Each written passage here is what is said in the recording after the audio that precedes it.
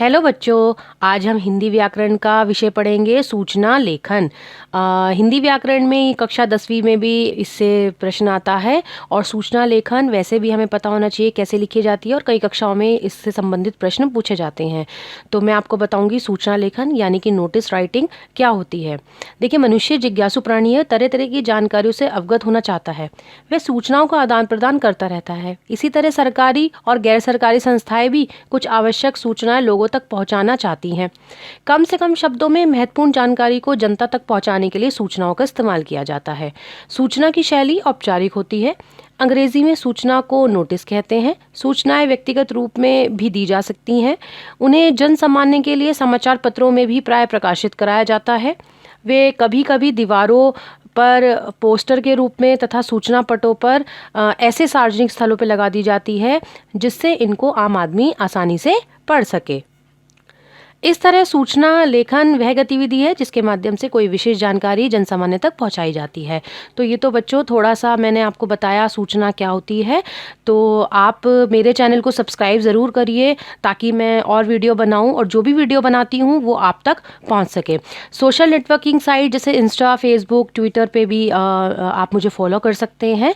बच्चों, इस वीडियो को कमेंट करके मुझे ज़रूर बताएं कि आपको ये कैसी लगी और इसको लाइक और शेयर भी कर दें ताकि औरों तक भी ये वीडियो पहुंच जाए।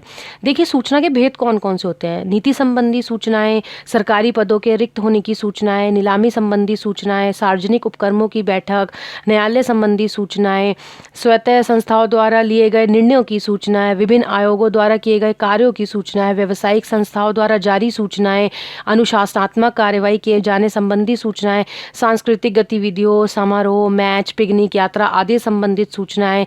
और हमारी 11वीं है जन्म, मृत्यु, नाम परिवर्तन, खोया पाया तथा अन्य सामाजिक समस्या संबंधी सूचनाएं।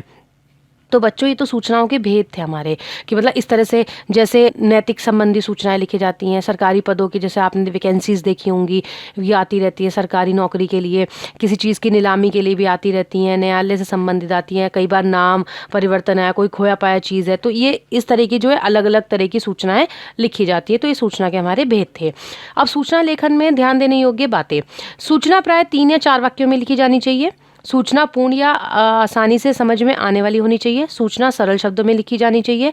सूचना की भाषा प्रभावपूर्ण और मर्यादित शब्दों में लिखी जानी चाहिए। सूचना की लिखावट पठनीय होनी चाहिए। सूचना देने वाले का नाम या स्थान विशेष की जानकारी अवश्य होनी चाहिए। सूचना देने वाले के हस्ताक्षर और दिनांक अवश्य लिखा जाना चाहिए। ये बच्चों, जब आप सूचना लिखोगे तो आपको ये चीज़ ध्यान रखनी है। आपकी बोर्ड परीक्षाओं में 5 नंबर का कक्षा 10वीं की जो परीक्षा होती है उसमें 5 नंबर का ये क्वेश्चन आपका आता है और ये मोस्ट इम्पॉर्टेंट है। आपको ये समझ में आएगा तभी आप लिखेंगे। तो आप ध्यान से सुनिए ताकि आप इसको अच्छे से लिख के आए और आप पूरे 5 में से 5 अंक इसमें पा सकें। देखिए, सूचना लेखन का प्रारूप कैसा होता है।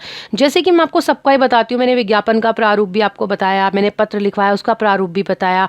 तो इस तरह से प्रारूप मतलब प्रारूप के भी नंबर होते हैं कि हम उसी फॉर्मेट में लिखें। अगर हम फॉर्मेट गलत करते हैं तो हमारे मार्क्स भी कट जाते हैं। तो आप ये चीज़ इसका ध्यान ज़रूर रखें अपने एग्जाम्स में।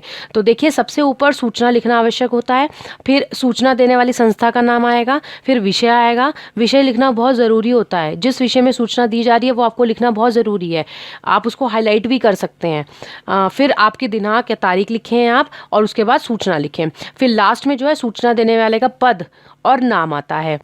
देखिए, मैंने एक एग्जाम्पल के तौर पे आपको दिया हुआ भी है कि देखिए, पहले हम सूचना लिखेंगे, फिर संस्था का नाम, फिर इधर दिनांक आएगी, फिर सूचना का विषय आएगा, फिर हम सूचना लिखेंगे और लास्ट में हम सूचना देने वाले व्यक्ति का पद लिखेंगे पहले और उसके बाद नाम। मान लीजिए किसी विद्यालय की से संबंधित सूचना लिखनी है तो मान लीजिए हेड बॉय लिख रहा है तो पहले हेड बॉय यानी उसका पद हो गया, फिर उसका नाम। प्रधानाचार्य जी द्वारा दी गई है तो पहले प्रधानाचार्य यानी पद हो गया, फिर जो भी आपके प्रधानाचार्य का ये जो भी आपको क्वेश्चन में नाम दिया गया है आप वो नाम लिखेंगे। ठीक है, तो ये मैंने एक एग्जाम्पल दिया है। इससे अन्य भी मैंने आपको एक उदाहरण देके ये समझाया है जिससे आपको आसानी से सूचना समझ में आ जाएगी। देखिए, सूचना जो है स्कूल में निबंध प्रतियोगिता का आयोजन करना है, उसके हेतु आपको एक सूचना लिखनी है। तो आप कैसे लिखेंगे? पहले आपने सूचना लिखा ऊपर, फिर आपने विद्यालय का नाम लिखा, ठीक है, फिर आपने जगह लिखी कई बार विद्यालय का नाम या किसी भी संस्था द्वारा सूचना दी जा रही है तो ये आपको क्वेश्चन पेपर में, मतलब आपके क्वेश्चन में मेंशन होता है। लेकिन अगर आपको नहीं दिया गया तो आप कुछ भी लिख सकते हैं। उसके बाद आप दिनांक लिखेंगे, जिस दिनांक में आपने ये सूचना लिखी है। ठीक है, जैसे आज की दिनांक लिख रहे हो तो आज की सूचना लिखोगे। उसके बाद आपने इसका विषय डाल दिया ताकि सबको पता रहे कि निबंध प्रतियोगिता का आयोजन हो रहा है, उससे संबंधित ये सूचना है।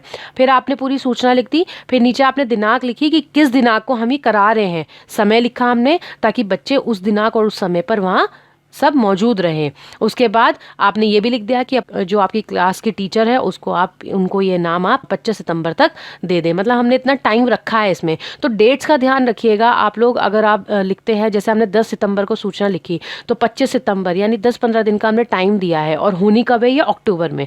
तो इस चीज़ का आप थोड़ा सा ध्यान रखिएगा। उसके बाद नीचे हमने स्कूल प्रबंधक द्वारा सूचना थी, क ख ग हमने क्यों लिखा, क्योंकि एग्जाम में हम क ख ग ही लिखेंगे।